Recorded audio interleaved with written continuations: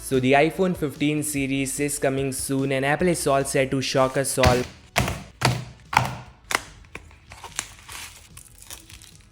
So last time we heard that the iPhone 15 is coming with curved titanium edge frame finish and not sharp edge frame. So that is something nice. The real shocking part is mute slider is now gone and we may have an action switch similar to what we saw in the Apple Watch Ultra. Some rumors are it is gonna function like single press to mute or silent, double press for flashlight, or you guys can customize for screenshot or timer, but the iconic alert slider is now gone and we have case images, CAD renders and even metal mockup confirming same.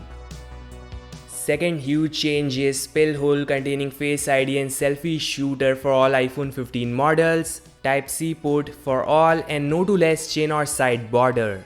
Yeah, these changes are massive, you just cannot deny that.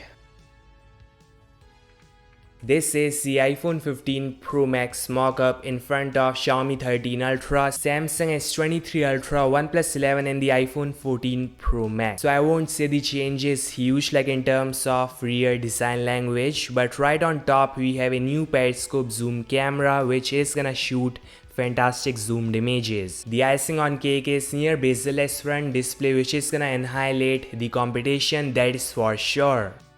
Some news coming in from Ming-Chi, the iPhone 15 series is coming with new ultra wide band based on 7nm process which is powerful and power efficient. This gonna help with a faster interaction with the Apple Vision Pro headset. The camera is also getting bigger and better. Yeah, I guess this all is gonna help with what Apple is planning for the future.